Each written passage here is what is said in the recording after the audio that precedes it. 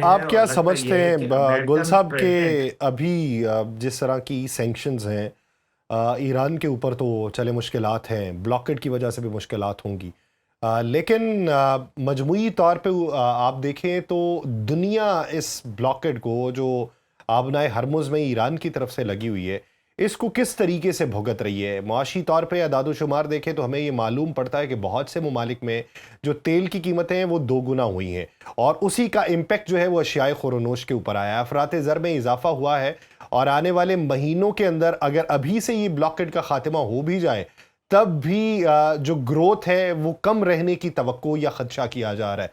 तो दुनिया इसको कैसे भुगत रही है, कब तक भुगत सकती है, और इसके नताइज जो हैं वो किस किस के सिफारती ताल्लुकात के ऊपर बहुत ज्यादा रखना डालेंगे?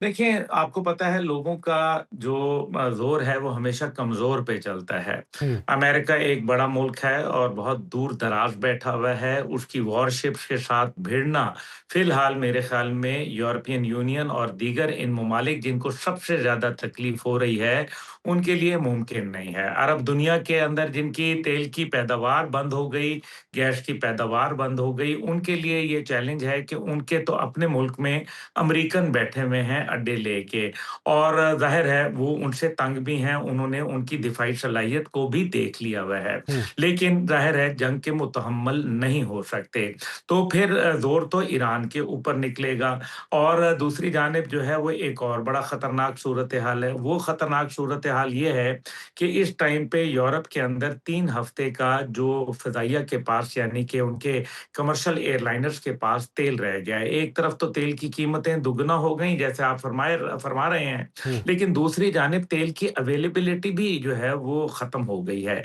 रूस ने पहले ही पाबंदी लगा दी है, आपको पता है उन्होंने तेल के ऊपर पाबंदी लगा दी है, एक्सपोर्ट्स के ऊपर। तो ये तो सूरत-ए-हाल यूरोप को बिल्कुल घुटनों के ऊपर ले आएगी, जिसका मतलब ये है कि तंग आमद बजंग आमद और वो ज़ाहिर है अमेरिका से तो लड़ नहीं पाएँगे और शायद डोनाल्ड ट्रंप अपनी चाल में यही चाह रहे हैं, लेकिन इस सब में वक़्त दरकार है और क्या दुनिया के पास वक़्त है? क्या दुनिया की मईशत वक़्त को बर्दाश्त कर सकती है? क्या आबनाए हुर्मुज़ को बंद करने के बाद क्या हम जो है वो आबनाए मलाक्का की तरफ जा रहे हैं या हम बाब-अल मंदब को बंद होते देख रहे हैं ईरान के पास जिसने एक लास्ट रिसॉर्ट के तौर पर ये रखा हुआ है और आपको पता है कि हौसी जो हैं वो बड़े ताकतवर हैं हम्म। और वो बाब-अल मंदब को किसी टाइम पे भी बंद कर सकते हैं और माज़ी में भी किया है उन्होंने। इसलिए मैं ये समझता हूँ कि ये एक बहुत ही कॉम्प्लिकेटेड सिचुएशन बनती जा रही है।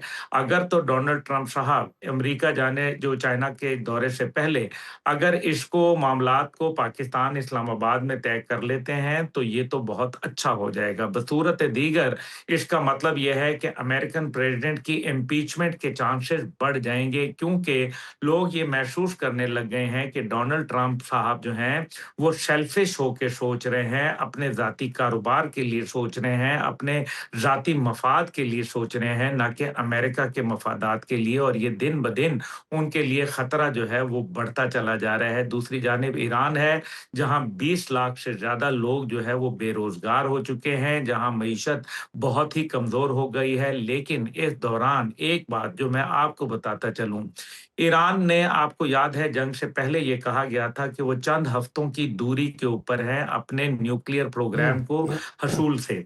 60% अफ़्रीदगी वो कर चुके हैं और अब उसको वॉरहेड में कन्वर्ट करना या उसको जो है वो उस अंदाज़ में जिसको आप बम की शक्ल कहते हैं, वो कन्वर्ट करना ज़्यादा दूर नहीं है।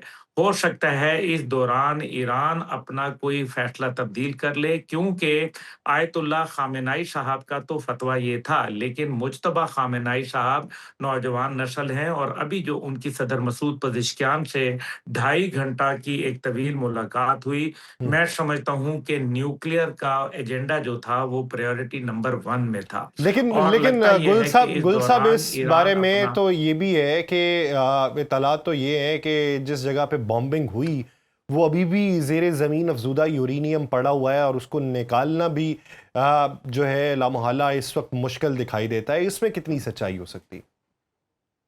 इसके अंदर देखें मुकम्मल सच्चाई भी नहीं है और मुकम्मल झूठ भी नहीं है। हाँ, इसके अंदर मुश्किलात ज़रूर हैं, लेकिन ये याद रखें कि वो जिस तरह से बमबारी की गई है, नुकसान पहुँचा है, लेकिन ईरान ने अल्टरनेट जगहों का बंदोबस्त किया गया था।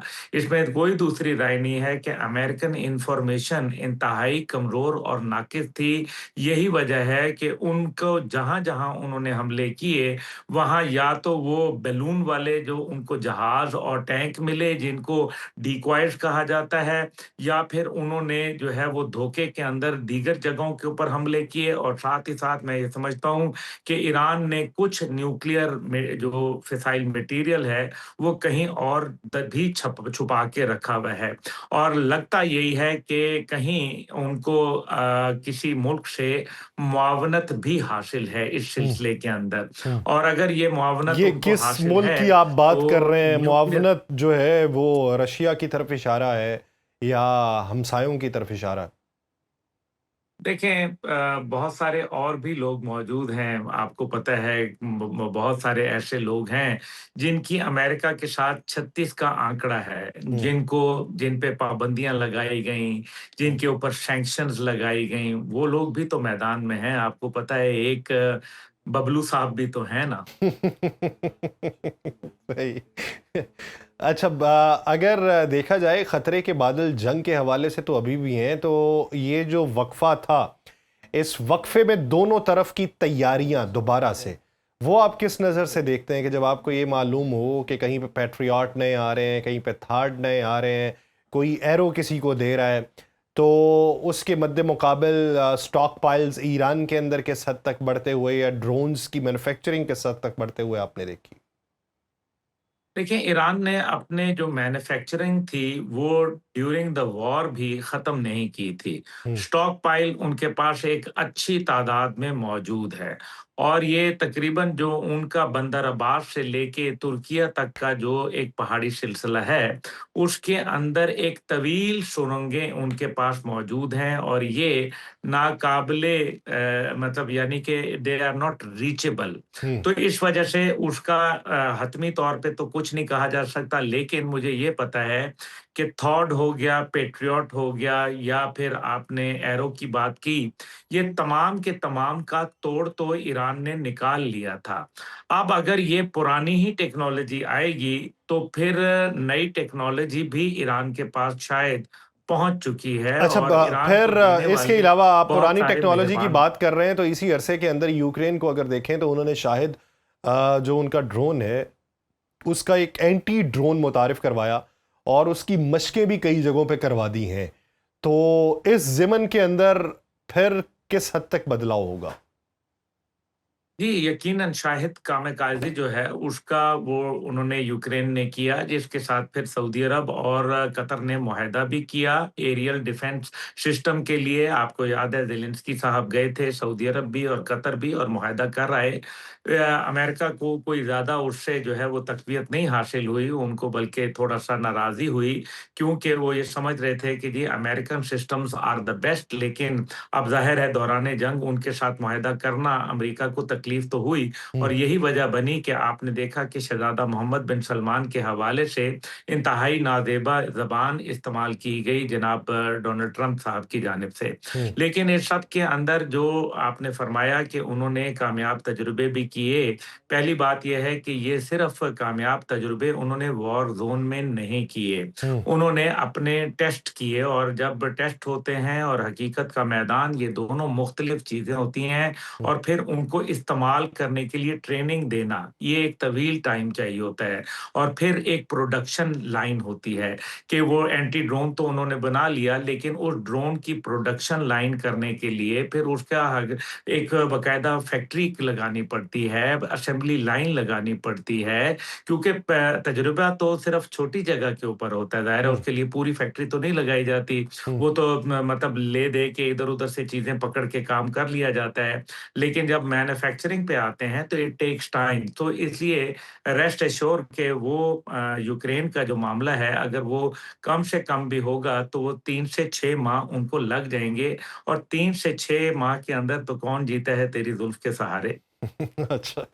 अ, भारत का अगर मामला देखें, मार्काए हक का कल दिन गुजरा और हमने कामयाबी और तशक्कुर के तौर पे मनाया।